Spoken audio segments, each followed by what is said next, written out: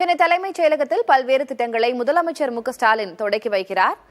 இந்த காட்சிகளை நேரலையில் பார்க்கலாம். கூடுதல் தகவல்களை நமது செய்தியாளர் ஸ்டாலினிடம் கேட்கலாம். ஸ்டாலின், என்னென்ன திட்டங்களை இன்றைக்கு முதலமைச்சர் தொடக்கி வைக்கிறார்?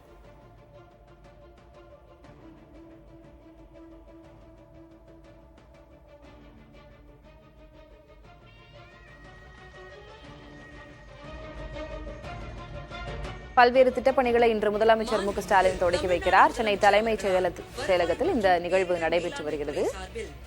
குறிப்பாக வருவாய் ஆய்வாளர் அலுவலகத்துடனான குடியிருப்புகள் திறந்து வைக்கப்படுகிறது. இது உள்ளிட்ட மேலும் பல்வேறு திட்டப்பணிகளையும் முதலமைச்சர் மு.க.ஸ்டாலின் இன்று தொடக்கி வைக்கிறார். சென்னை தலைமைச் செயலகத்தில் இந்த நிகழ்வு நடைபெற்று வருகிறது.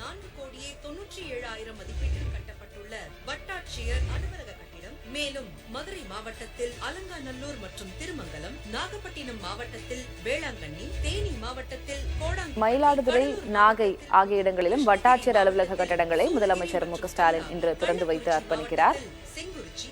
மீன் இறங்குதளம் உட்பட 10 முடிவுற்ற திட்டப்பணிகள் இன்று திறந்து வைக்கப்படுகின்றன.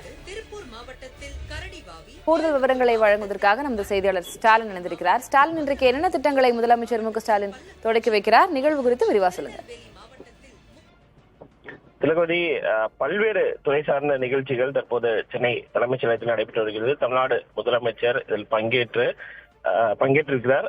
குறிப்பாக வருவாய் மற்றும் பேரிடர் மேலாண்மை துறை, வீட்டு வசதி மற்றும் நகர்ப்புற வளர்ச்சித்துறை, மீன்வளம் மற்றும் மீனவர் நலத்துறை, கைத்தறித்துறை, இந்து சமய அறநிலையத்துறையுடைய நிகழ்ச்சிகள் தற்போது நடைபெற்று வருகின்றன.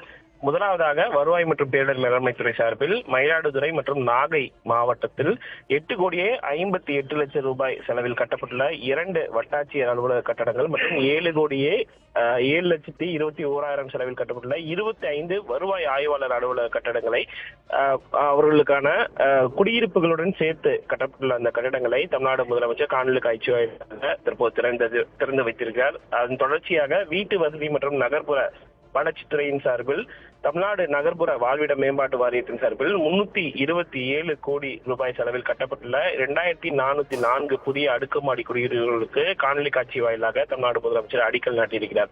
தொடர்ந்து மீன்வளம் மற்றும் மீனவர் நலத்துறை சார்பில் 58 கோடியே 50 லட்சம் ரூபாய் செலவில் மேம்படுத்தப்பட்ட மீன் இறங்குதளங்கள், மீன் விதை பண்ணைகள் மற்றும் அலுவலக கட்டடங்கள் என 10 முடிவுற்ற திட்டப்பணிகளை பால்வளத்துறை சார்பில் பல்வேறு நலத்திட்டங்களையும் தமிழ்நாடு முதலமைச்சர் தற்போது காணொலி காட்சி வாயிலாக தொடங்கி வைத்திருக்கிறார். இந்து சமய அறநிலையத்துறை சார்பில் இந்த 2024-25 நிதியாண்டிற்கான தேர்வு செய்யப்பட்டுள்ள 1,250 கிராமப்புற திருக்கோயில்கள் மற்றும் ஆதிதிராவிடர் மற்றும் பழங்குடியினர் வசிக்கும் பகுதியில் உள்ள திருக்கோயில்களில் திருப்பணிகளை மேற்கொள்வதற்கு உயர்த்தப்பட்ட நிதியுதவியையும் தமிழ்நாடு முதலமைச்சர் தற்போது வழங்கியிருக்கிறார்.